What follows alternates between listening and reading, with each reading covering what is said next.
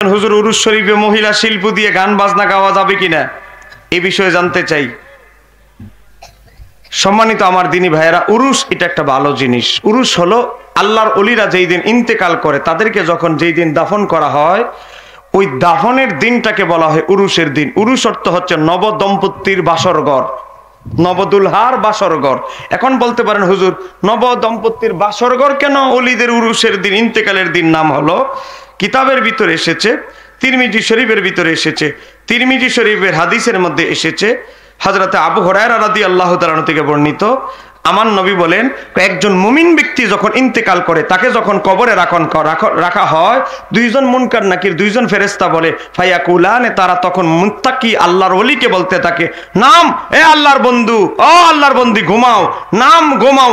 কা নামাতুল আরুসে, নবদুলহা যেভাবে ঘুমায়, নতুন জামাই যেভাবে ঘুমায়, বাসরঘর সাজায় ফুল টুল দিয়ে সাজায় ঘুম পাড়ায় দেয়, কেউ তাকে জাগায় না, ডিস্টার্ব করে না। ও আল্লাহর বন্ধু, কিয়ামতের আগ পর্যন্ত তুমি তোমার মাজারে কবরে সেভাবে নবদম্পতির মতো ঘুমাইতে থাকো, নবদুলহার মতো ঘুমাইতে থাকো। একটু জোরে বলা যাবে কি সুবহানাল্লাহ? এই কারণে ওলিদের ইন্তেকালের দিনটাকে, দাফনের দিনটাকে কি বলা হয়? উরুস। বলেন এটা কি বলা হয়? উরুস।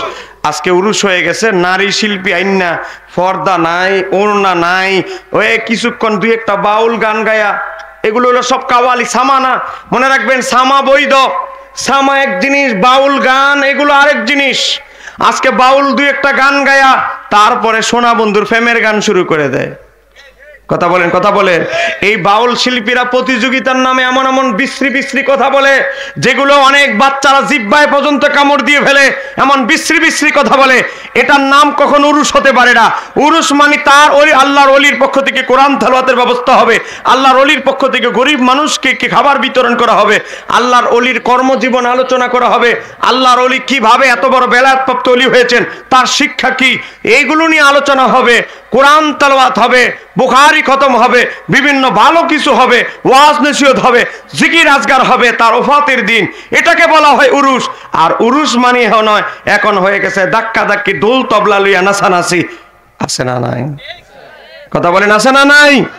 এগুলোর সাথে উরুসের হক, অরিজিনাল উরুসের সাথে কোনো সম্পর্ক নাই। প্রশ্ন করেছেন হুজুর মাজার শরীফে মোমবাতি জ্বালানো যাবে কিনা? মাজারে মোমবাতি জ্বালানো যাবে, আবার মাজারে মোমবাতি জ্বালানো যাবে না। কখন যাবে, কখন যাবে না? কোন একটা এলাকায় কারেন্ট নাই, বলেন না কি নাই? কি রাগ করছেন আমার উপরে? আমি আর সংক্ষেপ উত্তর দিচ্ছি। কোন এলাকায় কারেন্ট নাই, এখন মানুষ যাতায়াত করে আশেপাশে দিয়ে, ওই আল্লাহর ওলির মাজার দিনেও জিয়ারত হয়, রাতেও জিয়ারত হয়। এরকম আছে না নাই? শাহজালালের মাজার, বড় বড় যত উলিয়া উলিয়ার মাজার শুধু দিনেই জিয়ারত হয়, রাতে জিয়ারত হয় না? হয়। এখন কারেন্ট নাই, এখানে যদি একটা বড় বাতির ব্যবস্থা করে মানুষ যেন দেখতে সুবিধা হয়, জিয়ারত করতে অসুবিধা না হয়, তাহলে ওই মোমবাতি দেওয়াটাও সওয়াব। কারণ আপনার মাধ্যমে মানুষ আল্লাহর ওলির ফয়েজ হাসিল করতে পারতেছে, জিয়ারত করতে পারতেছে।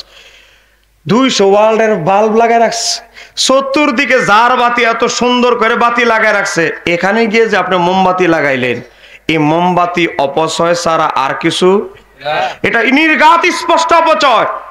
কারণ আল্লাহর ওলি তোমার বাতির মহতাজ নয়। আল্লাহর ওলির যখন দাফন করা হয়, আল্লাহর ওলিকে আল্লাহ এই কাফনের কাপড় পরিবর্তন করে জান্নাতের সবুজ পোশাক আল্লাহর ওলিদেরকে পরিহিত করে দেওয়া হয়। আল্লাহর ওলিদেরকে কোরআনের কপি দেওয়া হয় মাসাহেব। আল্লাহর ওলিরা বসে বসে কোরআন তেলাওয়াত করতে থাকে। তারা শুধু তাদের জিন্দেগিটা কবরেই থাকে না, তারা যেখানে খুশি সেখানে পরিভ্রমণ করতে পারে। আর তুমি বাতি জ্বালায় আল্লাহর ওলির কবরে আলো জ্বালাইতে চাও? ও আল্লাহর ওলির কবর অন্ধকার হয়ে আছে না? এগুলো হলো অপচয়, নির্ঘাত বোকামি। কিছু মূর্খ মানুষ না বুঝে এগুলো করে। বলেন আছে না নাই? অযথা একটা বাতি, তুমি যদি আল্লাহর ওলির নামে মহাব্বত করে থাকো, তাহলে তুমি বলো আল্লাহ তোমার অমুক ওলিকে মহাব্বত করে আমি কিছু তার পক্ষ থেকে কিছু গরিব মিসকিন খাওয়াবো। এই গরিব মিসকিন আত্মা খুশি হলে আল্লাহর ওলিও খুশি হবে, মাওলাও খুশি হবে, ওলিও খুশি, আল্লাহও খুশি, ওলির ফয়েজও পাইবা, মাওলার সন্তুষ্টিও পাইবা। এটি করো। বড় এক মোমবাতি দিয়ে গেছে বাবার দরবারে, বাবাও আবার ফাইকারি যারা মোমবাতি লেনদেন করে এর কাছে চালান দিয়ে লেস, বাবা আর এটা কাজে লাগায় না। এরকম বহু দরবার আমাদেরকে দাওয়াত দেয়, আমরা দাওয়াত নেই রে। এরকম আছে না নাই? এগুলো থেকে বিরত থাকবে। অপচয় কখনো আল্লাহ সন্তুষ্ট হয় না, সন্তুষ্ট হয় একজন, সে হলো মিস্টার ইবলিশ।